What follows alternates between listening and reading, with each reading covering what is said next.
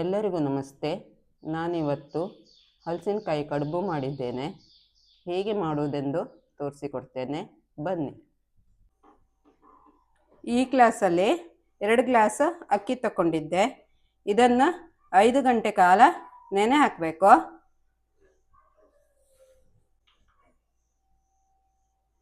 ಮೊದಲಿಗೆ ಹಲಸಿನ ಹಣ್ಣು ಇಷ್ಟು ತಗೊಂಡಿದ್ದೇನೆ.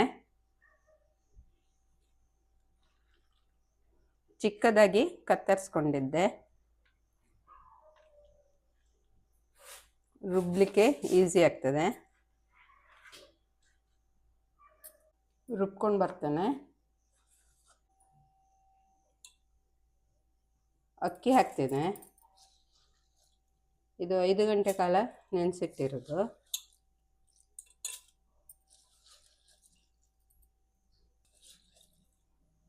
ಇದು 2 ಬಾರಿ ರುಬ್ತೇನೆ. ಈಗ ಉಳಿದ ಅಕ್ಕಿಗೆ ಕಾಯಿ ಸೇರಿಸ್ತೇನೆ. ಒಂದು 3 ಮುಷ್ಟಿ ಇದೆ.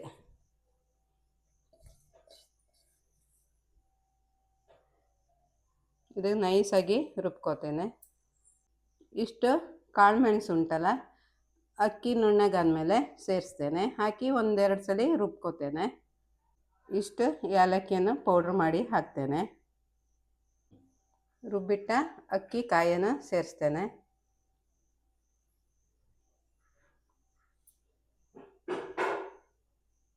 ಬೆಲ್ಲ ಇಷ್ಟು ತಗೊಂಡಿದ್ದೇನೆ.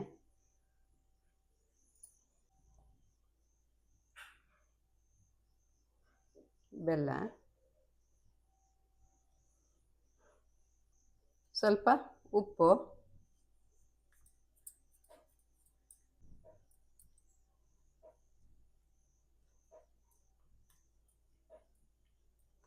ಚೆನ್ನಾಗಿ ಕರಡುವ.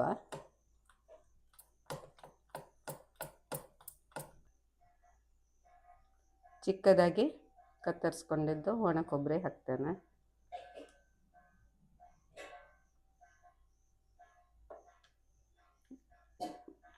ಗೇರು ಬೀಜನೂ ಹಾಕ್ಬೋದು.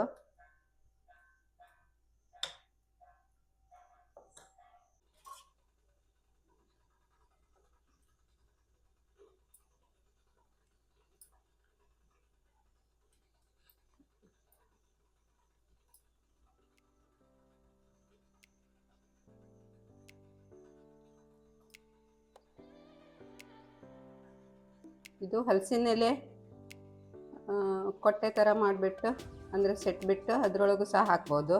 ಅಥವಾ ಸಾಗವಾನಿ ಎಲೆ ಅದರಲ್ಲೂ ಸಹ ಹಾಕ್ಕೋಬೋದು.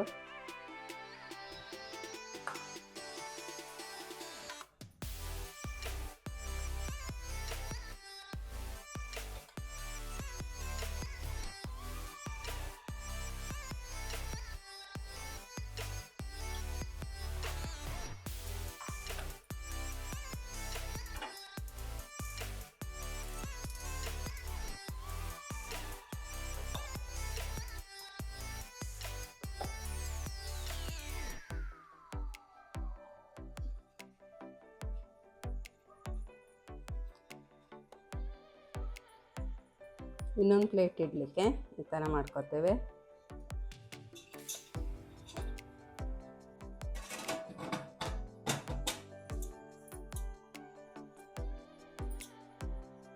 ಬೇಲಿ ಇದು.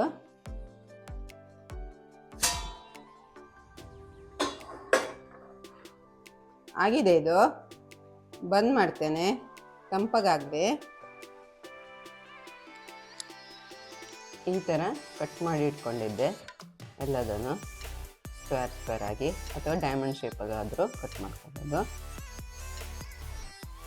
ಇದನ್ನು ನಾವು ಜೇನುತುಪ್ಪ ಸಂಗಡ ತಿನ್ಬೋದು, ಅಥವಾ ಹಾಗೆ ತಿನ್ಬೋದು. ಇಲ್ಲದಿದ್ದರೆ ಕೆಲವರು ಬೇರೆ ಬೇರೆ ಐಟಮ್ ಮಾಡಿಕೊಂಡು ಇದ್ರ ಸಂಗಡ ತಿಂತಾರೆ. ಇದು ತುಂಬ ರುಚಿಯಾಗಿ ಬರ್ತದೆ, ಹಾಗೂ ತುಂಬ ಮೆದುವಾಗಿಯೂ ಇರ್ತದೆ. ಖಂಡಿತ ಟ್ರೈ ಮಾಡಿ. ನನ್ನ ಈ ವಿಡಿಯೋ ಇಷ್ಟ ಆಗಿದ್ದರೆ ಲೈಕ್ ಕೊಡಿ, ಕಮೆಂಟ್ಸ್ ಮಾಡಿ, ಆದಷ್ಟು ಶೇರ್ ಮಾಡಿ. ಸಬ್ಸ್ಕ್ರೈಬ್ ಆಗದಿದ್ದವರು ಸಬ್ಸ್ಕ್ರೈಬ್ ಆಗಿ.